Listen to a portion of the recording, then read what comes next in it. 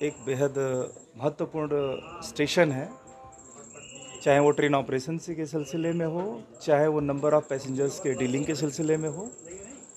तो यहाँ से जॉइन करने के बाद हमारा ये था कि मुझे बनारस आकर के यहाँ की जो भी कार्य चल रहे हैं और जो पैसेंजर से रिलेटेड इश्यूज़ हैं उनको मुझे देखना था। उसी के तहत मैं आज आया हूँ और मैंने सर्कुलेटिंग एरिया में, कॉन्कोर्स में, प्लेटफॉर्म्स पे और उनका निरीक्षण किया।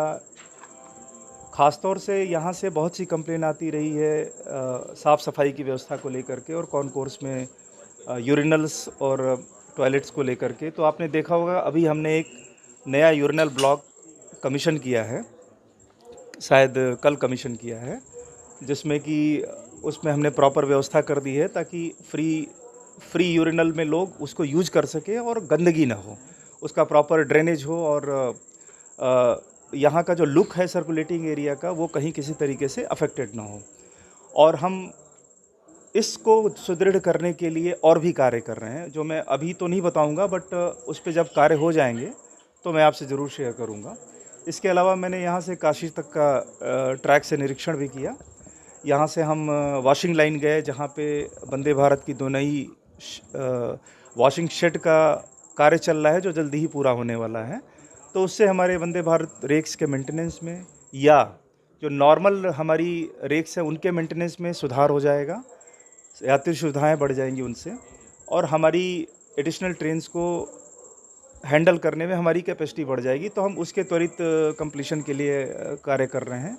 इसके अलावा काशी में जो हमारा एक 4 लाइन्स का अलग से ब्रिज आने वाला है, तो हमने ब्रिज पे जा कर के उसका निरीक्षण किया और देखा ताकि इस काम को कैसे हमारे स्तर से जो उसमें सहयोग दे करके जो कंस्ट्रक्शन ऑर्गेनाइजेशन कर रहा है उसको जल्दी से जल्दी हम करा सकें।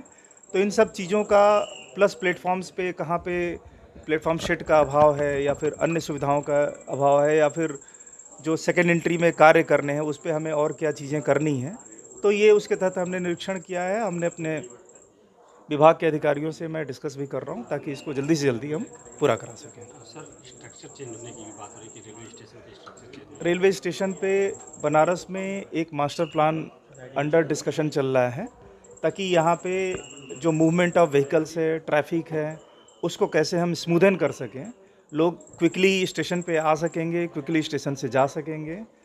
ऑटोज़ के लिए अलग अरेंजमेंट्स होंगे, व्हीकल्स के लिए, 4 व्हीलर्स के लिए अलग अरेंजमेंट होंगे, प्लस ज़्यादा से ज़्यादा पैसेंजर्स को हम हैंडल कर पाएंगे। स्पेशली जब कोई ऐसा फेस्टिवल या रस का सीज़न होता है तब बहुत सारी स्पेशल ट्रेन्स आती हैं, बहुत सारे पैसेंजर्स बढ़ जाते हैं। तो इनको हम कैसे हैंडल कर पाएँ, इसके लिए अपनी कैपेसिटी हम बढ़ाने के प्रयास में लगे हुए हैं। तो उसके तहत भी जो चीज़ें चल रही हैं वो सब उस मास्टर प्लान में आएंगी, जो अभी कॉन्सेप्ट लेवल पे है। एक बार वो कॉन्सेप्ट फाइनल हो जाएगा, जब उनके डिटेल्ड प्रोजेक्ट रिपोर्ट्स बन जाएंगे तो चीज़ें धीरे धीरे दिखनी शुरू हो जाएंगी। सर, ये भी पहले चर्चा चल रही थी जो कि मास्टर प्लान जो रहेगा मास्टर किस तर्ज पर स्टेशन दिखेगा? ये डीपीआर होने के बाद आएगा, क्योंकि आप जो कह रहे हैं वो आर्किटेक्चर सेंस से कह रहे हैं, वो चीज़ें पीछे से आएंगी। अभी हम स्ट्रक्चर की बात कर रहे हैं, बेसिक स्ट्रक्चर की।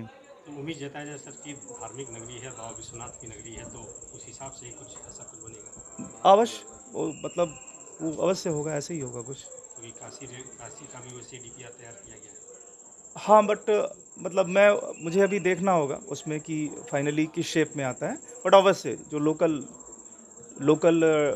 जो रिक्वायरमेंट्स होगी उसको ध्यान में रख के ही किया जाएगा। अच्छा, एक आपने बताया कि वंदे भारत को लेकर के जो सीट्स या फिर वाशरूम जो बनाए गए हैं उसका क्या होगा और क्या वंदे भारत की संख्या और बढ़ेगी? अब देखिए, ये तो पैसेंजर की डिमांड और चीज़ें ऐसी होती हैं जो रेलवे बोर्ड के डिसीजन से होती हैं, जो भी नई ट्रेन चलेगी। बट हमारा प्रयास है कि हमारी कैपेसिटी बढ़ जाए ताकि कल को हमें नई नॉर्मल ट्रेन मिले, वंदे भारत मिले, कोई भी मिलेगी, तो हम उसको अपने यहाँ उनकी वॉशिंग मेंटेनेंस वो हम कर पाएँ। हमारे पास कैपेसिटी होनी चाहिए ताकि अगर कोई अतिरिक्त जिम्मेदारी हमें दी जाए तो हम उसका निर्वहन कर सकें।